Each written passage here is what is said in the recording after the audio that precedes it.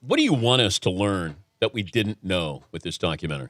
Well, just some of my motivations for the stances that I took and what was going on in my head when I did certain things. I wasn't very keen on sharing too much with the press because sometimes I felt that they were out to make me look bad. So I was very cautious. I was too cautious. But that was something that more or less Coach Wooden kind of put that in our heads. He didn't let us talk to the press. Severely limited our access to the press. He felt that they were a nuisance.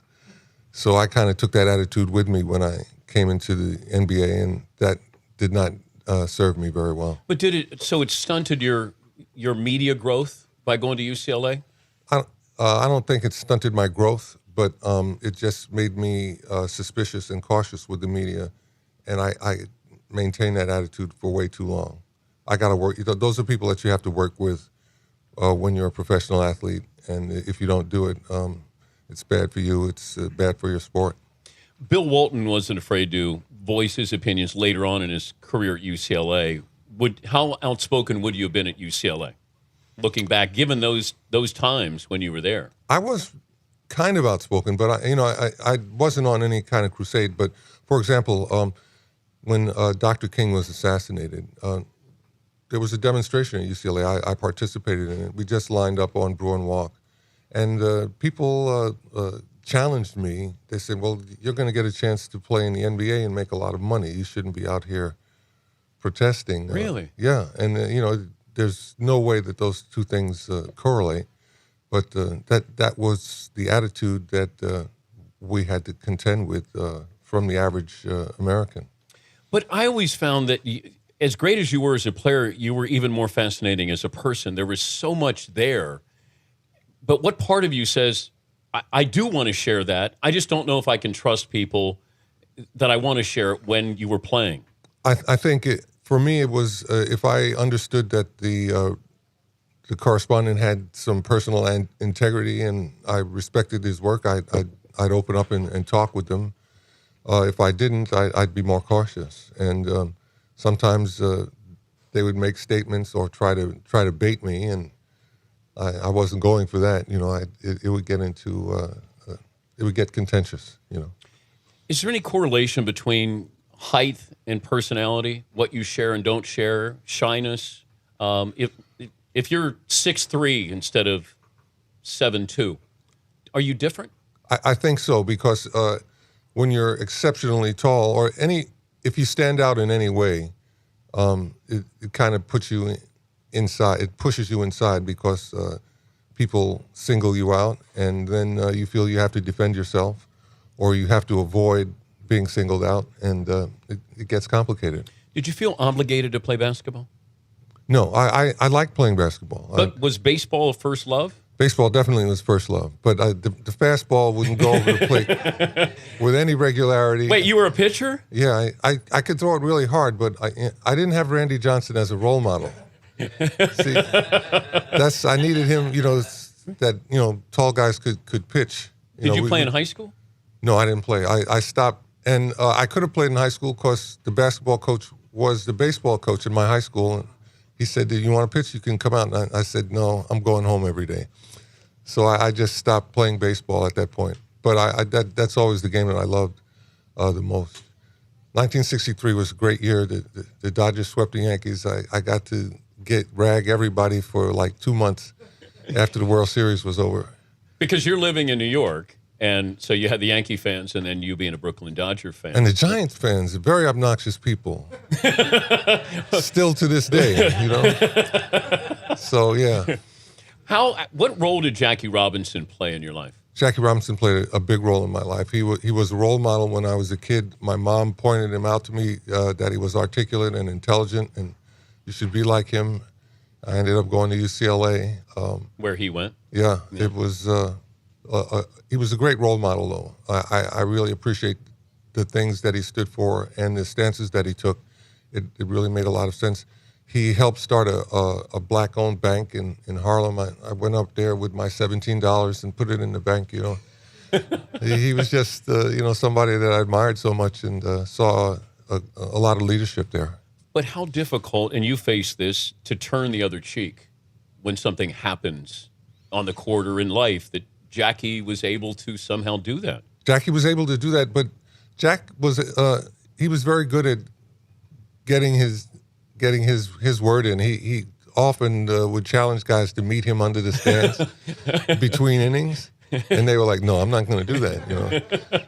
So Jack fought back, and as time went on, people accepted him. I had a chance to get to know Ernie Banks just right before he died, the last part of his life, and he was telling me that Jackie really helped him by advising him and telling him how to conduct himself and avoid incidents and come off being the class guy that he was. We're talking to Kareem Abdul-Jabbar, the HBO special, so you know it's great. Kareem, Minority of One, November 3rd at 10 Eastern and 10 Pacific documentary focusing on the life and career of Kareem Abdul-Jabbar. Did you ever get bored scoring? No. I never got bored in any parts of the game because I enjoyed winning. The guys I played with enjoyed winning. They enjoyed the fact that I helped them win a lot of games.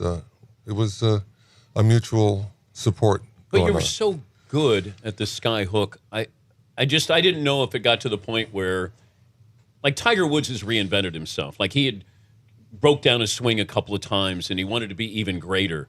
Like, did you ever assess your game and say, well, I've got this down. Now what do I want to do differently? Yeah, I would work on different parts of my game as my career proceeded.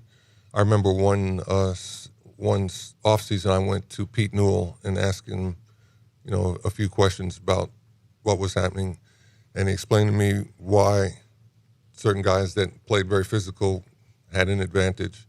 I needed to strengthen up, so I got in the weight room. So the last 4 or 5 years that I played, they couldn't push me around. It really lengthened my career. If somebody didn't see you in the 60s at UCLA, how would you describe you in a sentence or so? I had a great time at UCLA, doing everything. Going to class was great. Playing basketball was great. I got to go to football games, and there were co-eds. I'd gone to all-boys school. So Power Memorial was an all-boys school? It was all-boys school. So I got out to UCLA, and the co-eds at UCLA are stunning. I wasn't leaving there, But, okay, I'll fill in for Kareem. He's the most dominating. Do you think Michael Jordan was dominating? Kareem changed the game. Well, Lou Alcindor changed the game.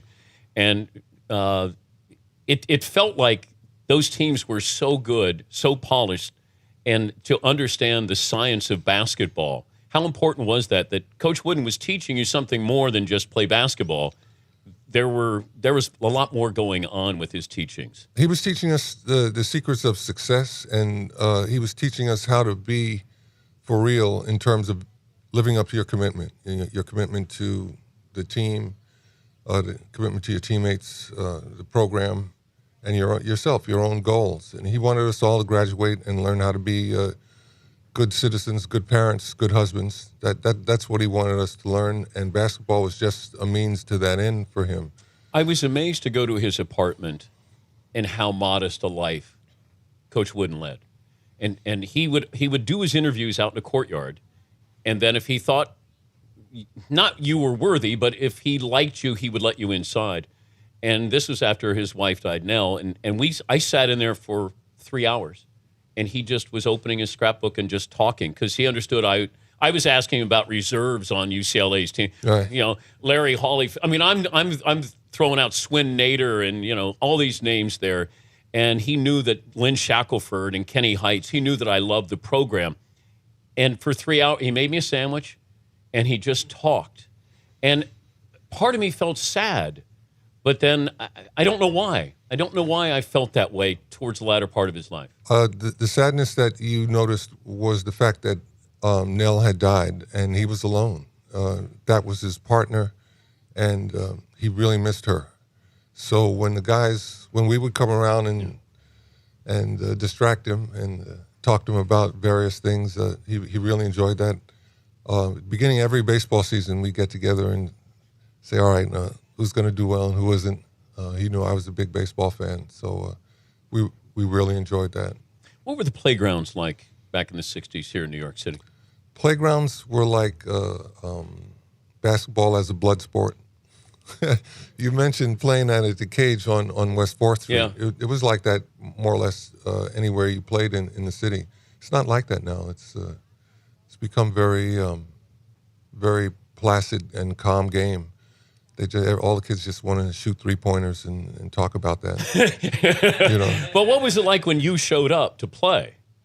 It was get the best guys out because we have a challenge. And the guys that I played with, we played in northern Manhattan and up in Harlem, and we'd play in Queens and Brooklyn. We'd go out to the beach and play, come down to lower Manhattan and challenge people. One of the guys in my neighborhood used to make bets on the side, and if we won, he'd put $50 in our pocket. That was a lot of money in 1962, Best guy you played against on the playground? Jeez. Earl Monroe. Really? Oh, yeah. New York played Philly, and the Baker League played the Rucker. So I played on the New York team. This is between my senior year in high school and my first year at UCLA. So is Earl with the Bullets then? Yeah. Or is he in college at Winston-Salem? He was at college at Winston-Salem. Okay. But he played in the Baker League for the summer. So the Baker League All-Stars played the Rucker All-Stars. So, and I didn't know who he was. And he had his own cheering section. He came out and there were people running around talking about Jesus, Jesus. And I'm like, wait a minute. He was the first Black Jesus? That I know of. So he comes out and he has on a white low cut and a black high top. And the game starts, and I didn't start the game. But the game starts, and he's doing all this weird stuff with the ball. He hasn't even crossed half court. And then he jumps up in the air and throws a pass with topspin. It goes 3/4 of the court, hits the ground, and catches somebody in stride that catches it and lays it up. I was like, oh. we're gonna have a game today, Plus, he just had a great handle. He could handle it, and he could shoot it. Just lights out, he could shoot it. Not with the range of Stephen Curry, but he had good range and great ball handling skills. But did they want a piece of you though? Like, there's always the guy on the playground that's trying to dunk over you. Right. You got that? Yeah, but I didn't let that happen. I was at that point. No, I kind of dealt with that. At my first year playing varsity basketball, 9th grade, I got run over a couple of times, and then after that, those days were over. I saw you play Walton in Walton's first game in Dayton, Ohio, preseason, and I knew Bill was in a little like there was that learning curve when that first happened. But what did you see when you saw Walton? Here's a guy who went to UCLA, and were you seeing something different at that position? Well, Bill was a consummate team player and understood the team game. He's a good passer, had a good variety to his game. I had a strange symmetry with Bill because I played against him his first game, and I played against him his last game. Oh, really? When he played, the Celtics. Lakers in '87, that was his last game. So, we have this symmetry. But Bill's an incredible player, and that game that he played in the NC2A Finals, what was he? Memphis State, 21-22. 21-20.